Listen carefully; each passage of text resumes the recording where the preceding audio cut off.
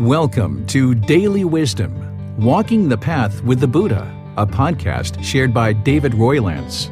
This podcast is dedicated to guiding you to completely eliminate the discontent mind and the suffering it causes by attaining enlightenment. Learn and practice the teachings of Gotama Buddha that will guide you to fully attain a peaceful, calm, serene, and content mind with joy. To support this podcast, visit patreon.com/supportbuddha or visit buddhadailywisdom.com, where you will discover a full range of courses, retreats, and online learning resources to assist you on the path to enlightenment. Now, here's our teacher to share more.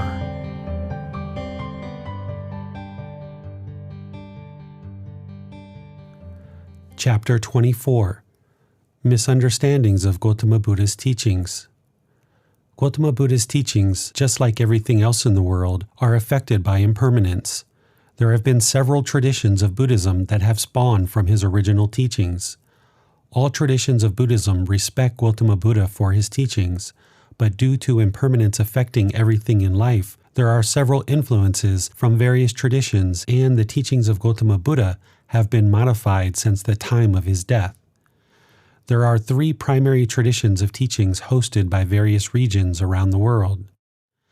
The Theravada tradition is primarily hosted in South and Southeast Asia. Mahayana tradition is primarily hosted in East Asia. Vajrayana is primarily hosted in Tibet, Bhutan, Mongolia, and the Russian Republic of Kalmykia. There are also other traditions taught and practiced in other parts of the world. These three represent the more widely practiced traditions, but there are other teachings besides these. While these traditions are primarily hosted within these various regions, today they are practiced throughout the world. These teachings are truly hosted in the mind of people. There is no centralized organization with authority to compile and distribute these teachings within each tradition throughout the world. Gotama Buddha taught us to not blindly follow the teachings of a teacher, but to practice the teachings to determine the truth and wisdom of the teachings for ourselves. In this way, we can determine for ourselves, and with the guidance of a teacher, what is working to evolve the mind and liberate it through wisdom. We can determine for ourselves that the mind is more liberated through increased levels of concentration, peacefulness, and a content mind that is unshakable as a result of practicing teachings that liberate the mind. Due to the movement of people and the impermanent nature of all things, the teachings that Gotama Buddha taught during his lifetime have been modified due to the exact conditions of the mind he taught to eliminate. Just like impermanence affecting all things in the world, unless one is enlightened as an arahant, their mind is also affected by greed, hatred, and delusion with cravings and desires, the ego, and the protection of a self. Thus, multiple traditions of these teachings have spawned.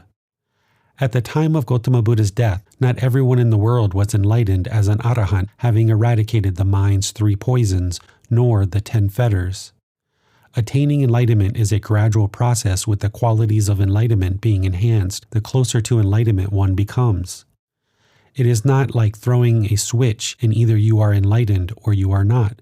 Instead, there are varying degrees of enlightenment which will shine through at various stages, while defilements of the mind will also be present. This is one reason we should never consider ourselves as enlightened and constantly pursue deeper amounts of wisdom through our practice. Therefore, as the numbers of practitioners of these teachings expanded and humans experienced various degrees of enlightenment, some people were still affected with various degrees of the three poisons of the mind, including the ego. Through impermanence and ego, the teachings were modified, morphed, and adjusted to fit localized culture and beliefs.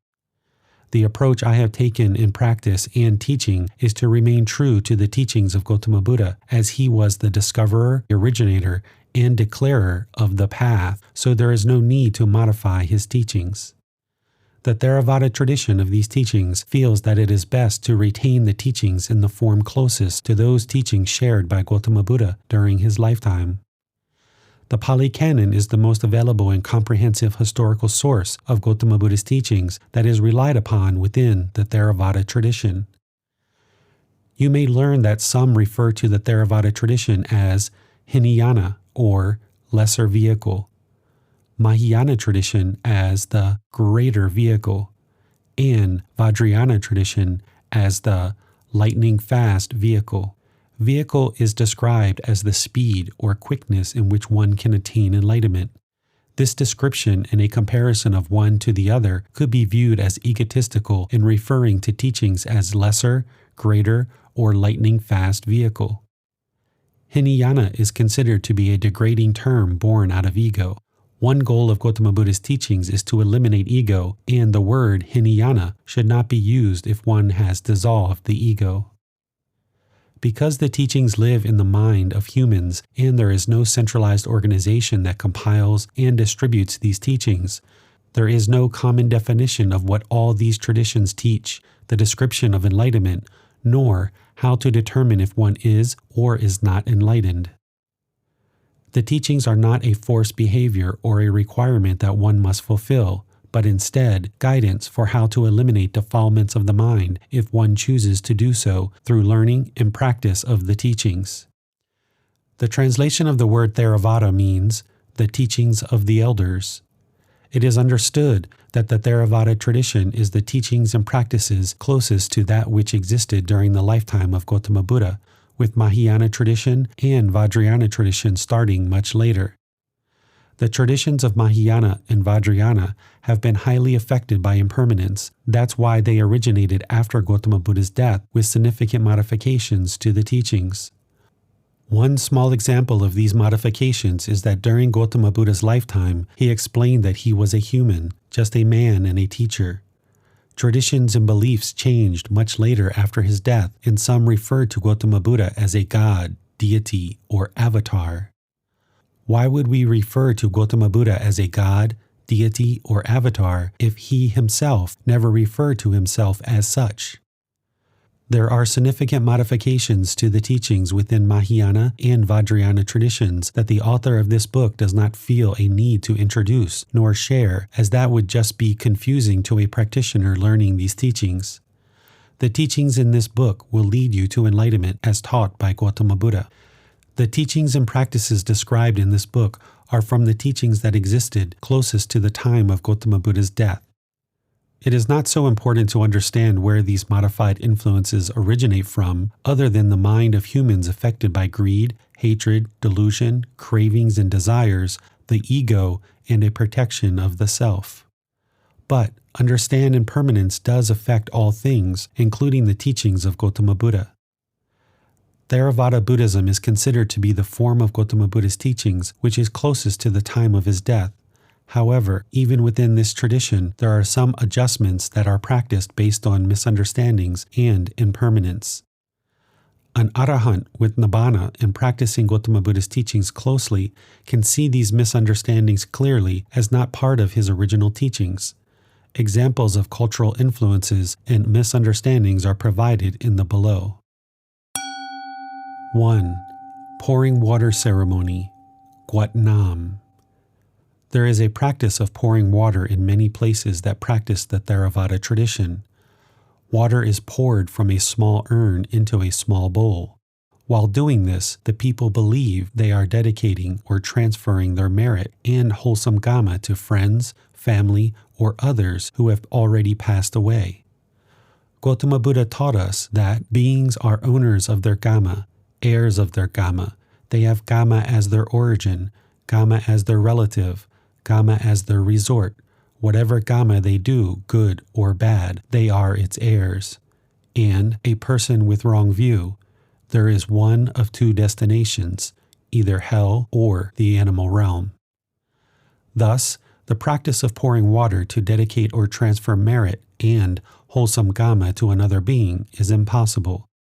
This is one aspect of wrong view, and the first step of the Eightfold Path to attain Nibbana is right view.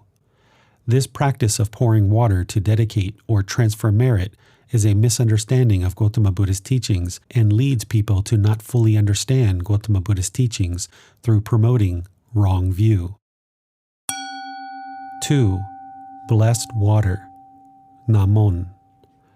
There is a practice of a bhikkhu lighting a candle to drip wax into a bowl of water while chanting to create holy water or blessed water. This water is then distributed out onto the body of others around the bhikkhu. This practice is in conflict with Gotama Buddha's teachings and instructions that making of holy water is considered a lowly art. The Buddha prohibited bhikkhus, including himself, from participating in a practice such as this. He stated that ascetic Gotama refrains from such lowly arts and that a bhikkhu refrains from such lowly arts. There are several lowly arts that are currently practiced by bhikkhus around the world that are not in keeping with Gotama Buddha's original teachings. Moreover, Gotama Buddha also taught the harm of explaining what has not been stated, uttered, and prescribed by him. Those are acting for the unhappiness of many people. For ruin, they generate much demerit and cause the good Dhamma to disappear. 3. Sacred thread. Sai Sin. The practice of obtaining a sacred thread from an ordained practitioner that wraps a body part, oftentimes the wrist, does not originate with Gotama Buddha's teachings. Gotama Buddha's teachings were offered to liberate the mind through wisdom. He provided teachings that could be practiced that affect the mind. External objects like sacred thread, bowing to statues, certain body gestures or positioning, ringing bells, hitting gongs, etc., by themselves do not produce a healthier mental state. These practices alone do not change the condition of the mind if it's greedy, has hatred, delusion, wrong intentions, wrong speech, or wrong actions, etc. No matter how many strings or other external objects we look to, they are not capable of producing permanent inner change or peace of mind attained through Nibbana. 4. Ordained practitioners, bhikkhus and bhikkhunis.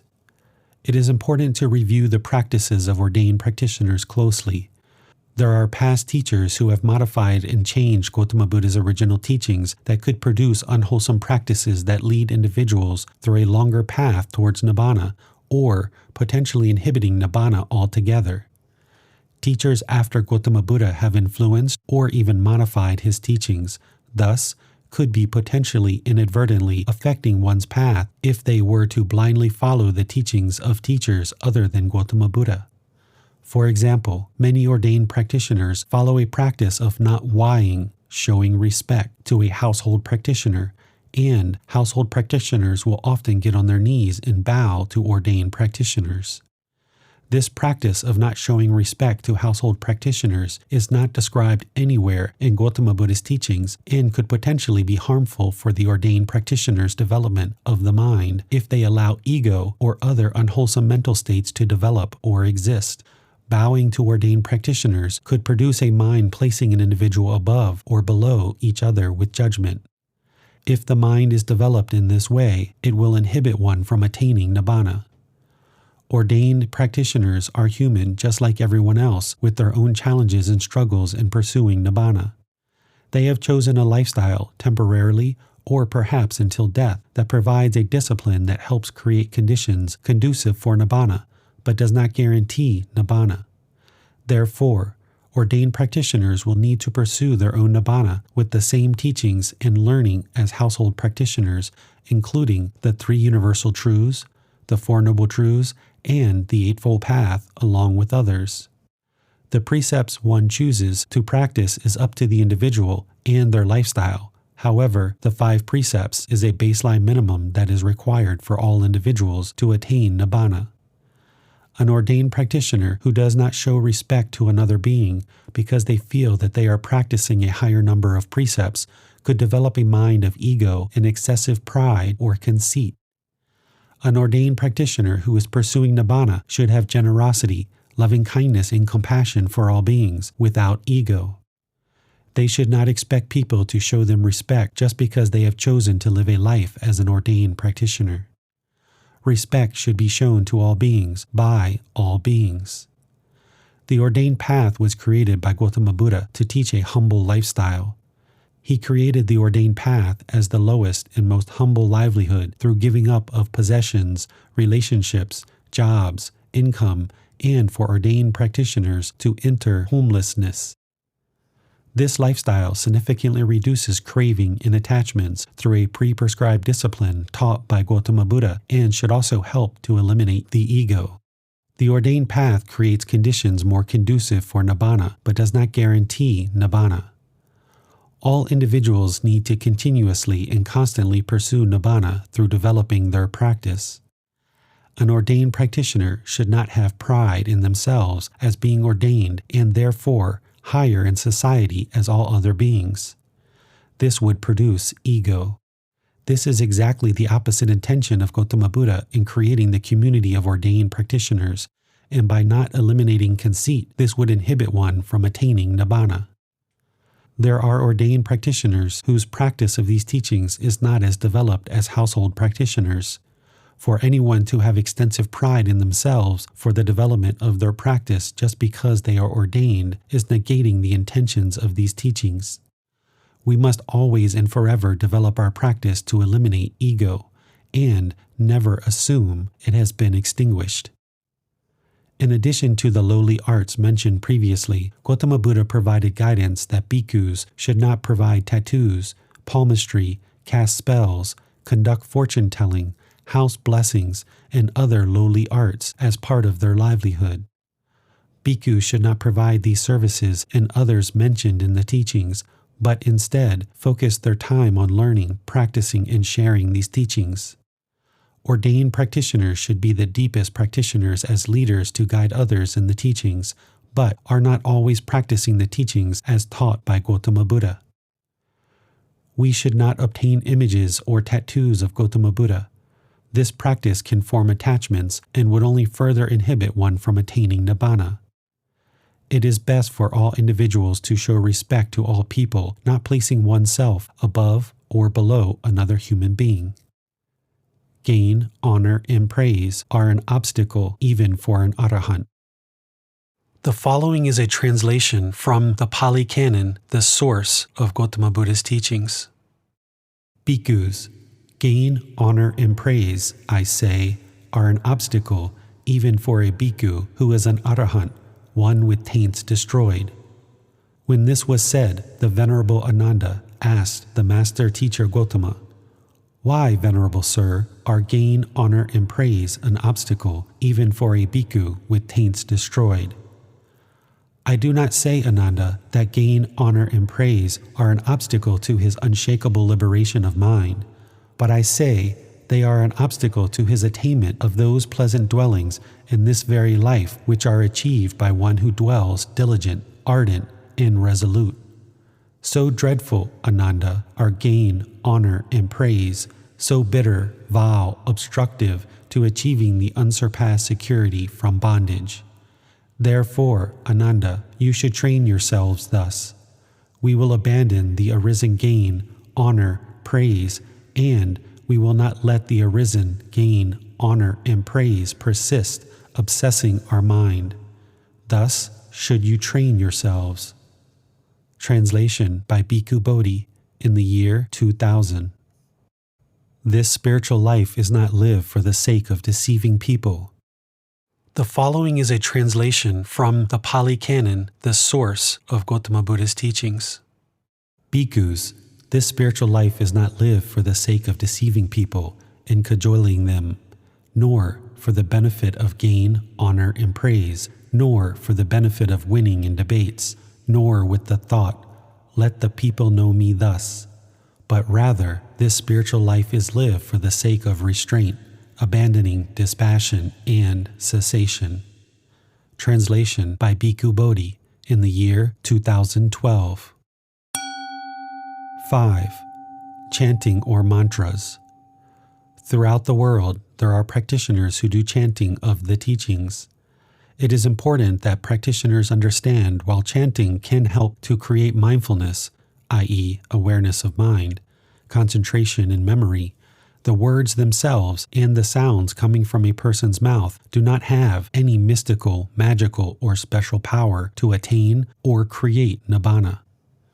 There are no mystical, magical, or special powers that one could use in a chant or mantra that would create benefit of doing such things as destroying unwholesome kama, attaining Nibbana, transferring merit or kama, achieving a long life, helping beings that have already died, improving one's destination after death, or any other beneficial result. Mantras are sometimes taught and believed to have mystical, magical, or special powers. This is not true and will not result in beneficial outcomes beyond training for concentration, memory, or awareness of mind. All of Gotama Buddha's teachings are focused on the practitioner learning and practicing teachings that train the mind, not invoking mystical, magical, or special powers for any sort of benefit. Chanting can be relaxing and a powerful practice to calm the mind while developing awareness of mind and awareness of breath. To attain Nibbana, a practitioner needs to practice the entire Eightfold Path. It is through our practice of learning and applying the teachings in everyday life that we liberate the mind to attain Nibbana. Listening to chanting or performing chanting can help to create a peaceful mind, develop mindfulness and awareness of breath. One can use the practice of chanting to improve concentration, memory, and awareness of mind, among other beneficial results, to train one's own mind. Chanting can help calm the mind. However, the practitioner will need to do the work to sustain the mindfulness and calmness of mind long term. Chanting is just one practice that helps to develop mindfulness, and the mind will need a life practice to cultivate a content mind with Nibbana. A practitioner will need to learn and practice the entire Eightfold Path as their life practice to attain Nibbana. Merely chanting or reciting a mantra for some beneficial result is not what Gotama Buddha taught as part of the path to enlightenment. These teachings are 100% focused on learning and practicing teachings that lead to liberation of the mind to eliminate discontentedness. A chant or mantra alone will not accomplish that goal. 6. Gotama Buddha statues. Every statue of Gotama Buddha looks very different, depending on what culture has created the statue. China, Tibet, Thailand, Sri Lanka, and other cultures all have Buddha statues, but they all look different. What you will notice is that each culture casts statues of Gotama Buddha based on local tradition and local appearances from within the culture that casts the statues. Statues in Thailand look very Thai, while Chinese statues look very Chinese, and so forth. None of these statues resemble the description of Gotama Buddha in his teachings. See Image of Gotama Buddha at the end of this chapter. People cast statues based on their culture's appearance due to the affection that people have for Gotama Buddha, and that each culture would like Gotama Buddha to look as close to them as possible. It is a form of craving or mental attachment to Gotama Buddha, and having a craving or desire for Gotama Buddha to be from the culture that made the statue. Keep in mind, we should not allow the mind to crave, attach, or worship any image or statue of Gotama Buddha. Gotama Buddha taught us to learn and practice his teachings so that we can attain the results, which is Nibbana. He was not interested in teaching us to attach to his image or worship him, as he knew it would lead to discontentedness of mind and not to Nibbana. Any and all forms of attachment will cause a discontent mind. Some people believe the spirit of Gotama Buddha resides in the statues, and they can be found praying to the statue, i.e., Gotama Buddha's spirit, asking for benefits. Gotama Buddha never taught to create statues of him, or that his spirit resides in any statue. In fact, he never taught whether a spirit or soul exists or does not exist. He left this as an undeclared teaching. The highest form of respect you can give to a teacher is to practice their teachings. Merely worshipping Gotama Buddha's image will not produce Nibbana. Thus, he did not teach us this practice. He only ever taught us teachings that lead to Nibbana, and worship of a statue does not produce Nibbana. 7. Gotama Buddha as a god, avatar, or lord. There are some traditions that consider Gotama Buddha a god or avatar. Common definitions of the words god or avatar are God, the creator of the universe and source of all moral authority, the supreme being. Avatar, a manifestation of a deity or released soul in bodily form on earth, an incarnated divine teacher. Gotama Buddha never described himself as a god or avatar during his lifetime. He considered himself a human and a teacher who discovered the path to a better existence. Gotama Buddha is the discoverer, originator, and declarer of the path to Nibbana. He then humbly taught this path to others as a human being and a teacher. Additionally, some people refer to Gotama Buddha as a Lord or Lord Buddha. The word Lord has meaning in communities throughout the world that is very well defined and specific within those communities. Using the word Lord, which Gotama Buddha himself did not use, can be confusing for a practitioner of these teachings who has exposure to the word Lord within other communities and traditions. Most commonly, the word Lord is used to refer to Jesus Christ as the Lord. Because a large majority of the world uses this word to refer to Jesus Christ, it would be very confusing for anyone with this background to understand Gotama Buddha in the same context as Jesus Christ referred to himself as the only Lord. A common definition of the word Lord is Lord, someone or something having power, authority, or influence, a master or ruler. Noun. Lord, act in a superior and domineering manner towards someone. Verb. Synonyms: order about, around, boss about, around, give orders to, domineer, dominant, dictate to, pull rank on, tyrannize, bully, have under one's thumb, etc. With close review of the word Lord, you can see that the common definition of this word is opposite of what Master Teacher Gotama Buddha taught. Gotama Buddha taught us to be humble, peaceful, calm, polite, respectful, and kind. He did not teach us to have power or to have a domineering manner towards someone. His teachings and guidance were exactly the opposite of these qualities.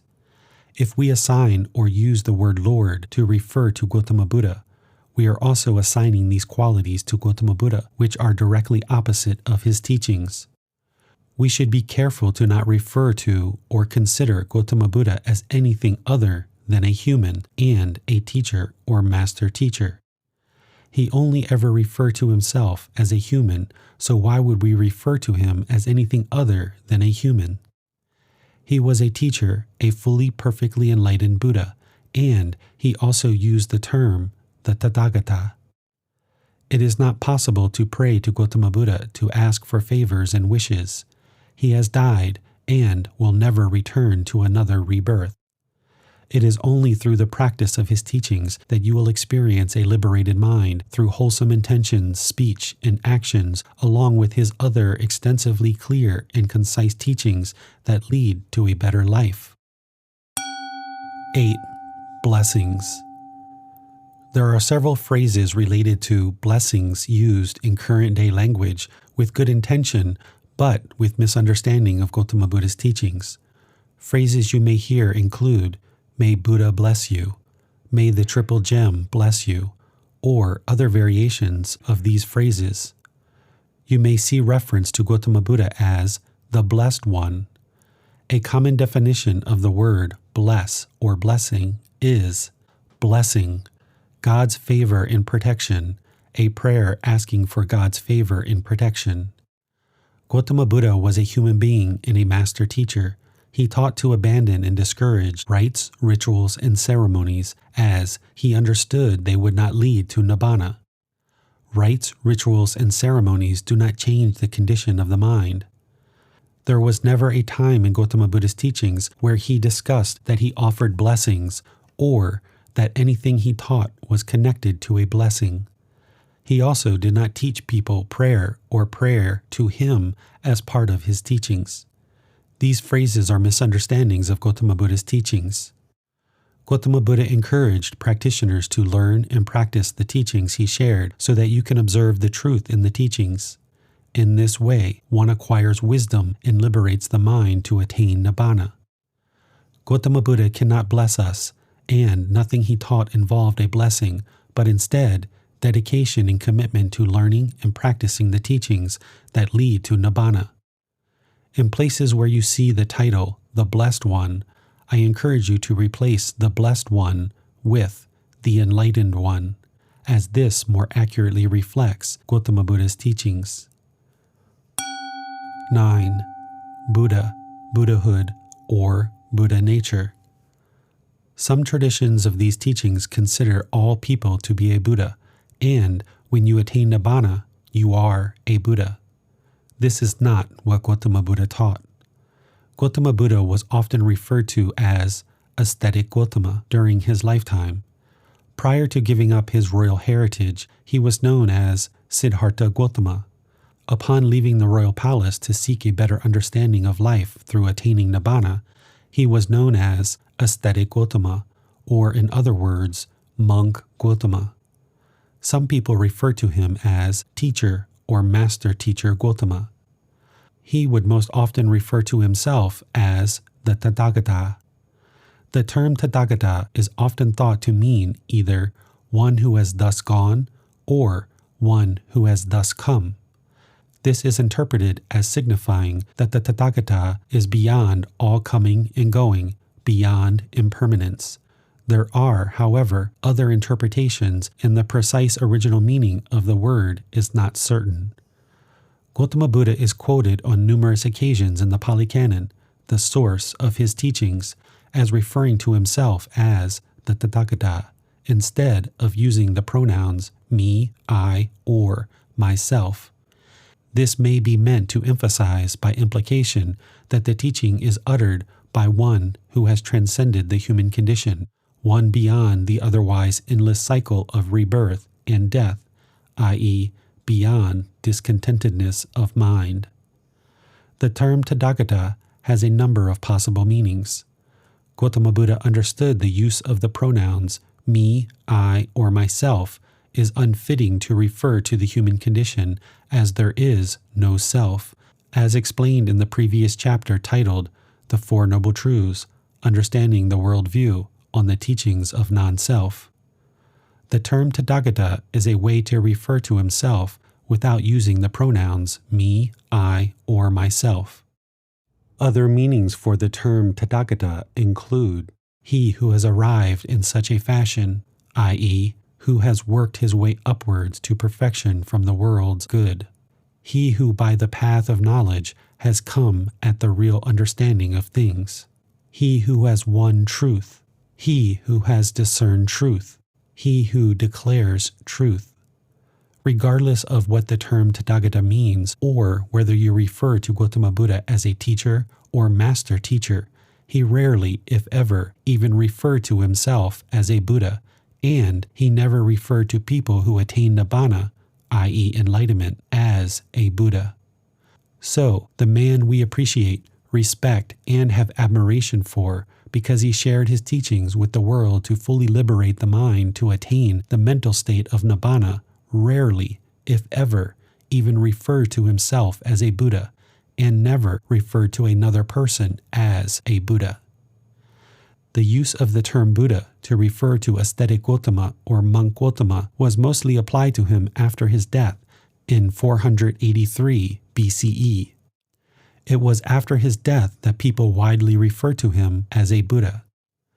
Master Teacher Gotama Buddha never referred to people who attained Nibbana as a Buddha. He did not refer to Nibbana as Buddhahood. He did not teach that people have Buddha nature. He did not tell people they are potentially a Buddha. He rarely, if ever, even referred to himself as a Buddha, and all these uses of the title Buddha referring to a person who has attained Nibbana is not what Gotama Buddha taught. You will not find these teachings and use of the term Buddha for an enlightened being in the source of his teachings within the Pali Canon, because Gotama Buddha did not teach that everyone is a Buddha, that one would attain Buddhahood, or use the term Buddha nature to refer to Nibbana. A person who has attained Nibbana at the highest stage with the guidance of teachers would be referred to as an arahant, or perhaps an enlightened person, or an enlightened being. Because Gotama Buddha did not teach in this way to use the title Buddha should not be used to refer to someone who has attained Nibbana, i.e. is enlightened, but one could be considered an arahant. Gotama Buddha left his royal palace, attained Nibbana on his own through a 6-year pursuit of hard work and dedication, bringing him close to death, taught countless people how to attain Nibbana during his lifetime, left teachings that would help countless people after his death to attain Nibbana, established the ordained path for individuals to attain Nibbana as ascetics, which is still alive today, and, most importantly, he was the deepest practitioner ever known to humankind of the teachings he shared. He was the discoverer, originator, and declarer of the path to Nibbana.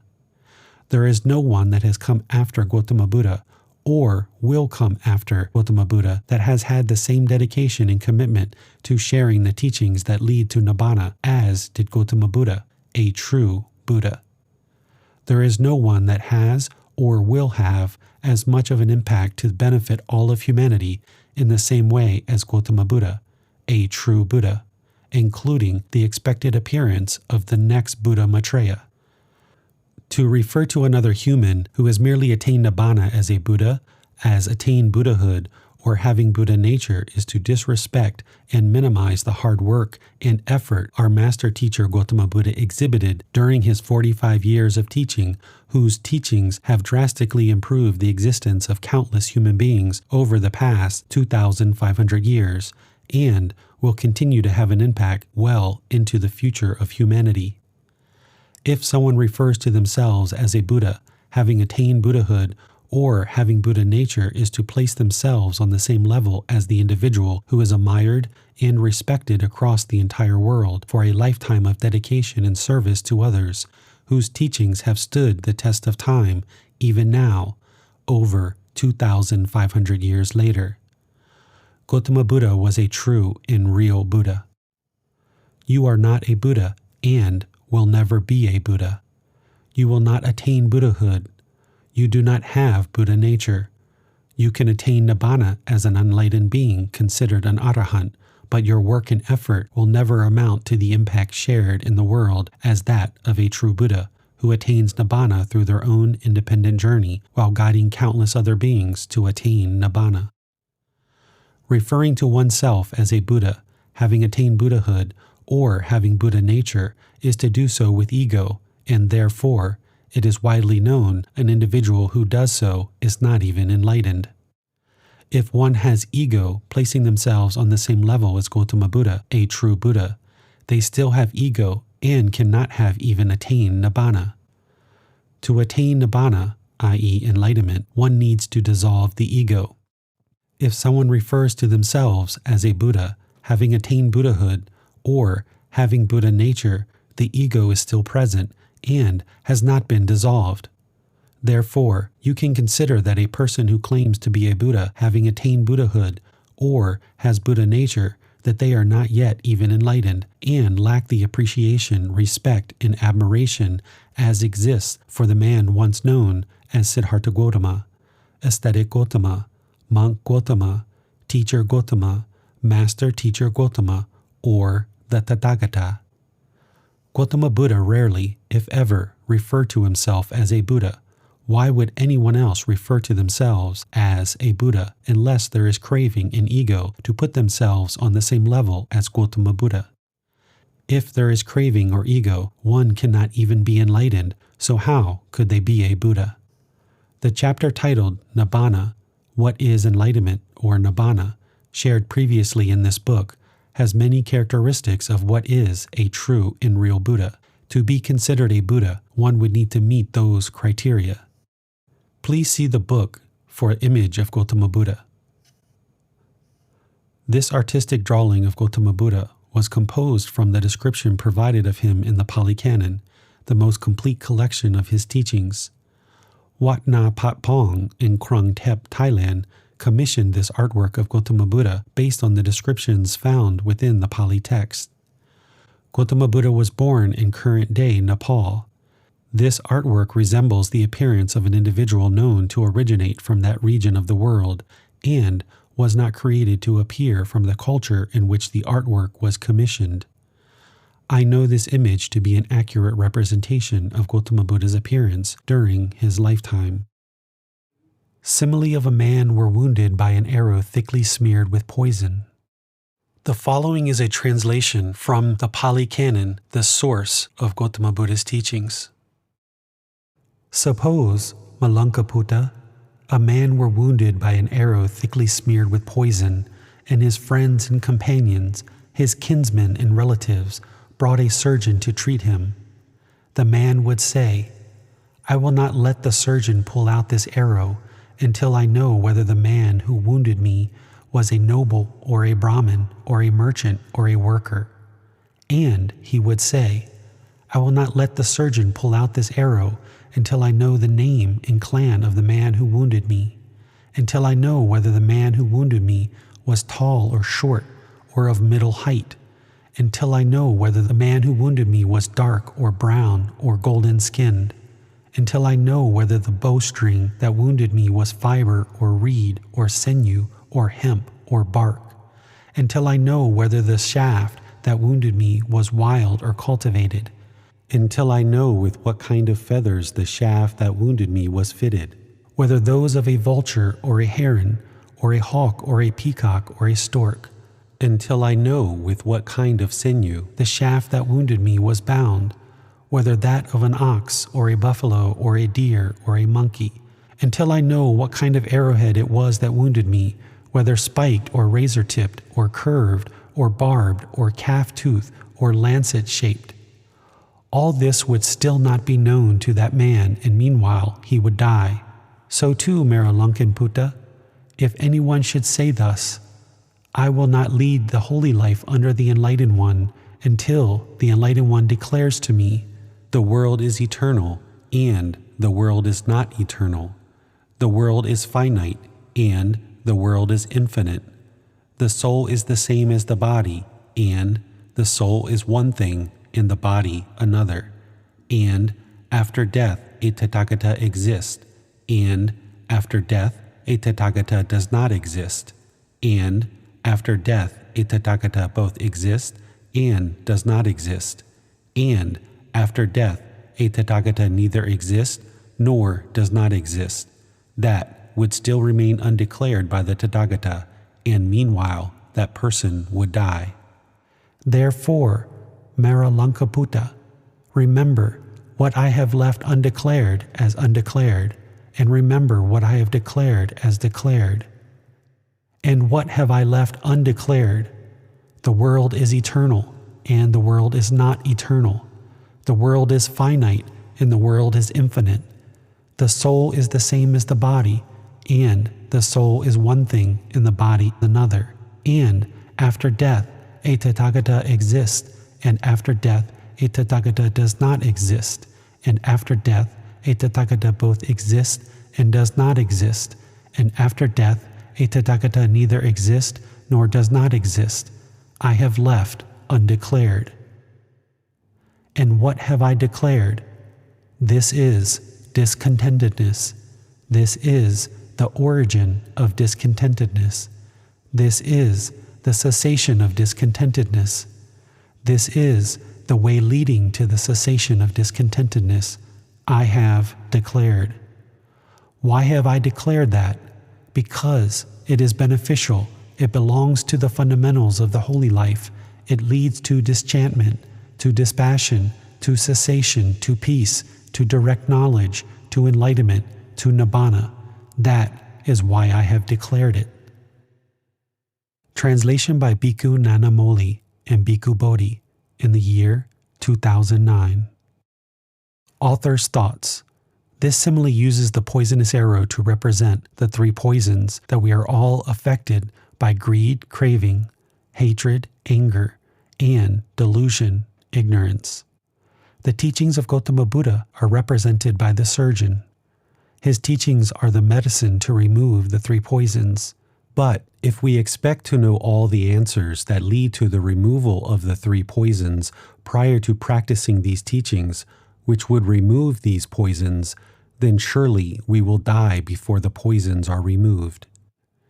There is no way for you to know all the answers prior to learning and practicing these teachings, as you need to create a life practice. Each day you build more and more wisdom in your life practice to gradually attain Nibbana. If you expect to know all the answers prior to practicing these teachings, surely you will die before the poison is removed, and thus be reborn to once again experience life in a new realm, most likely not the human realm. Gotama Buddha left certain questions undeclared because they do not lead to liberation of the mind. But the teachings he did declare do lead to complete liberation of the mind, namely starting with the Four Noble Truths, as mentioned in this simile. From the darkness into the light. When we are deep into the darkness of the mind, we cannot see a way out. We think everyone else is the problem. We do not realize we have a problem. We do not see the three poisons are affecting the mind and our intentions, our speech, and our actions. We don't see the bad things happening to us as a result of our own intentions, speech, and actions. The natural law of Karma is at work, constantly showing us that we are still in the darkness, but without the wisdom of this natural law, we think we can somehow gain control. We do not know there is a problem, and thus, we do not know there is a way out of the darkness. We think we are so smart and can see so clearly. The mind is permeating with poison, the three poisons of greed, hatred, and delusion, but we do not see it. Our excessive cravings and desires keep us clinging, attaching, and clinging some more. We are bound into the cycle of rebirth through the 10 fetters. Our existence becomes trying to satisfy this mountain of endless craving and desires. We think we are just living life and everything is normal. We are angry, we are happy, then we are sad, then bored, lonely, excited, elated, deeply hurt, searching and looking for what's next in this roller coaster of emotions. We are searching for answers but may not know where to look, as the way of life that explains everything has been affected by impermanence. Thus, everyone calls it a religion, when the original teacher described it as a better way of life. The word religion elicits painful feelings for most, and thus they turn away. If we are lucky, we hear that the world is full of discontentedness. Everything is impermanent and constantly changing, except for Nibbana. The mind becomes interested, and when this teaching is practiced, the mind sees the truth and agrees. Hearing we cause our own discontentedness due to our attachments and constant craving and desires, the mind looks inward, seeing your last incident of anger. You see your attachments that caused your own discontentedness. Hearing that we can eliminate our discontentedness by eliminating our mental attachments and by training the mind not to cling. The mind inhales a few breaths, but the darkness holds on. The poisons are well rooted. Hearing that the path to eliminate our discontentedness is to practice the Eightfold Path, the way leading to the elimination of discontentedness, the mind can see the light to peacefulness, to contentedness, to inner fulfillment. But we must have access to the teachings and to teachers. We must study, we must reflect, we must practice so that we can attain the results. A mind free of greed, hatred, and delusion, with the elimination of ego in realizing non-self. A steady, peaceful, calm mind in the sea of darkness that is available for all human beings. Nibbana, the enlightened mind, a mental state achievable by all that would create the most peaceful earth ever known to humankind. 1. Universal love of all beings. 2. Do no harm. 3. Be a good moral person. It has taken us 2,500 years to realize we've had the answers all along, but impermanence has affected them just like everything else. Now we refocus. We caught the teachings from the sky. We dust them off. We present them to the world. We start at home with ourselves, and work our way out. It's going to take a long time. A peaceful world free of the 3 poisons is possible, but first you must realize you have been shot with an arrow full of poison. Are you ready to take it out? Start learning and practicing the teachings of Gotama Buddha today. Written by the author of this book.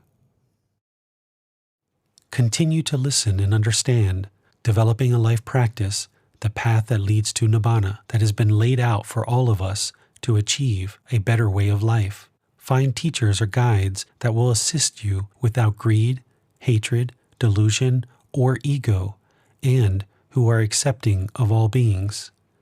Anyone teaching with these qualities most likely understands Nibbana and its goals. You can connect to a group of people in a supportive environment for discussion, sharing, and learning through the Facebook group Daily Wisdom - Walking the Path with the Buddha, facebook.com/groups/Daily Wisdom 999. All members are accepted without judgment. It is a healthy place to talk, discuss, learn, and grow. There are resources to help you further on this path to Nibbana and Enlightenment accessible online through a group learning program. Group learning program, live, interactive online classes, book, videos, podcast, and personal guidance are available for you. The end of each chapter will have learning resources for further exploration. You will be able to explore videos, podcasts, quizzes, etc. to deepen your learning of the content you read in each chapter. Please see the ebook for more details on these resources. As you have questions or need clarification on these teachings, you are welcome to post those into the Facebook group Daily Wisdom – Walking the Path with the Buddha, or contact the author privately for in-depth learning. Daily Wisdom – Walking the Path with the Buddha, facebook.com/groups/Daily Wisdom 999. Thank you for listening to this podcast. To provide support for this podcast, visit patreon.com/support Buddha. To access more teachings, visit buddhadailywisdom.com. There, you will discover a full range of courses, retreats, and online resources to assist you on the path to enlightenment. Remember to establish a daily, consistent meditation practice, along with learning and practicing these teachings. A well-developed meditation practice is the foundation in which to train the mind to attain enlightenment.